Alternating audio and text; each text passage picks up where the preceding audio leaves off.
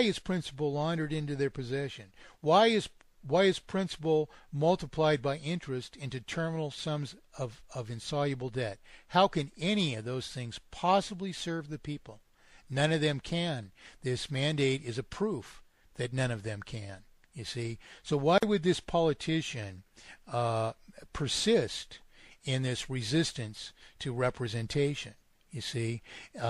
I don't know who this person is, and I realize I may be making a personal statement here, but I'm sorry. The man does not serve, or the woman, whatever, does not serve the people, you see. And if they had integrity, they would recognize the error in their ways. The only way of which to repair is to come to the table and say, by God, they're right. We should be issuing our own promissory obligations in a common form through a common monetary foundry, free of exploitation, and that's it. This eradication of interest and obligatory schedule of payment are the only things that can possibly maintain the integrity of the currency, because they dispose the currency to the representation that it's intended to tokenize and maintain a perpetual one-to-one-to-one relationship between remaining circulation, remaining value of represented wealth, and the remaining obligation, which cements the whole thing together, which compels the obligor to oversee, and the creditor alike, to oversee that the value of the money persists in all of their determinations. And how do they do that? They basically say, well, this other guy wants $200,000 for the same thing that I sold, 20 years ago for $100,000, and he's doing less work with modern tools. It ought to be an $80,000 house. There's something wrong here. I'm not buying it. You see? So that's it in a nutshell. I mean, basically, if you go to the banks or you go to the politicians to ask them to do right by us, they're both disposed not to. The banks aren't about to say, oh, you're right. We never gave up any lawful consideration. Therefore, we'll reduce the debts to 50%, and we'll only launder 50% of the principal. We'll compromise with you. We'll launder 50% of the principal into our possession. There's a compromise for you.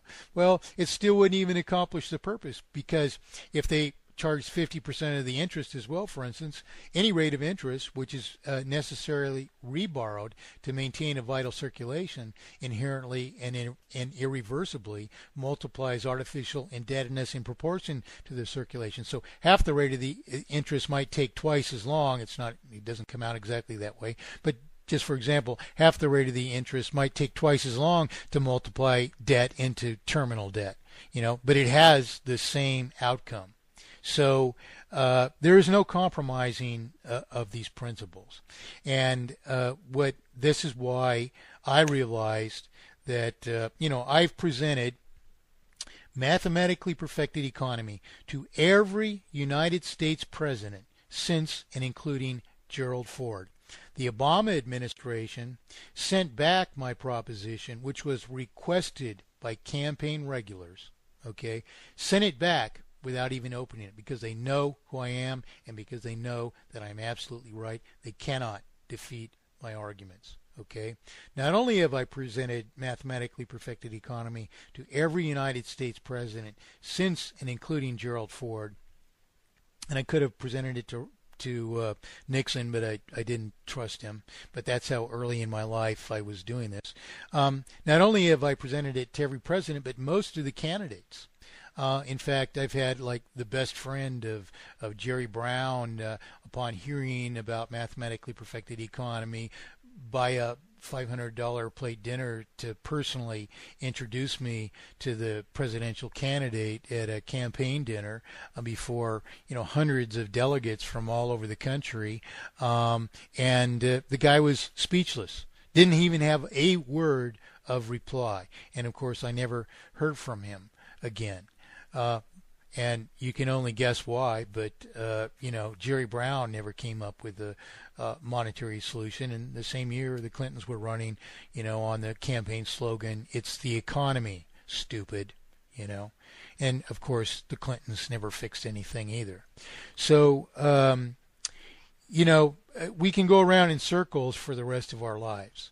Eventually, we have to break out of this and decide, in any republic of the world, regardless of its weaknesses or strengths of its constitution, the idea is government by consent of the governed. And the idea that this mandate establishes is that we are the ultimate determinant of just government. And so we're securing just government as it has never been secured before in this mandate, and the need to do so is why there's this inseparable tying of mathematically perfected economy together with absolute consensual representation. It matters not to me at this point in my life that some politician says, no, you can't do that. We're going to honor these debts. It's what shall we say? It's disgraceful. It reflects a lack of integrity. No, I'm pointing my finger right back at him, and I'm saying, no, you are the lack of integrity, because you cannot justify this obfuscation, which not only generates all these other injustices, but which impoverishes us into oblivion. I personally have no patience to hear that from a politician ever again in my life.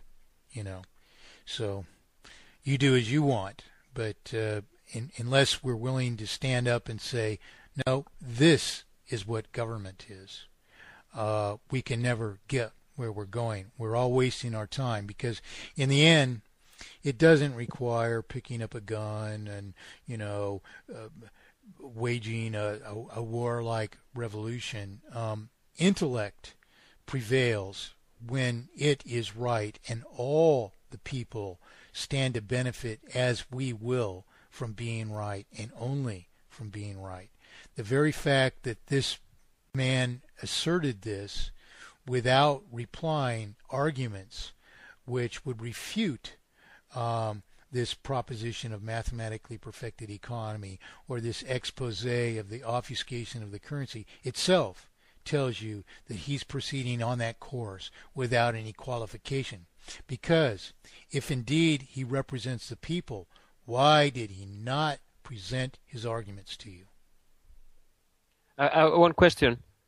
We have thought about many ways, different fronts to fight to get attention and results, and we wonder what is the best strategy, best field to have a breakthrough. One idea was if we were actually in a position to form our own bank. That is actually possible, and we would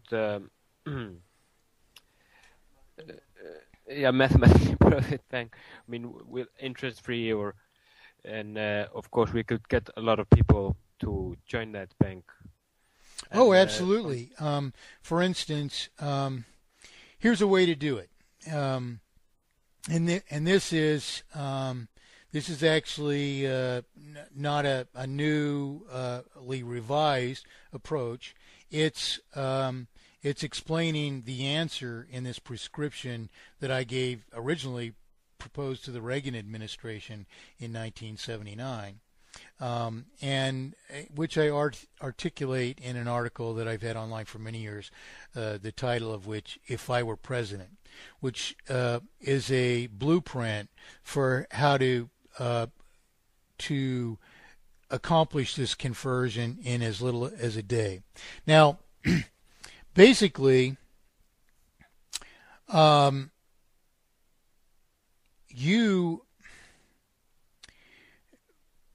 your bank only needs to be software, which certifies creditworthiness and maintains the accounts of the people, as I detail in this mandate that I sent you. Now, In truth, I would imagine, see, I'm a software engineer, and I've actually bid on jobs to do this.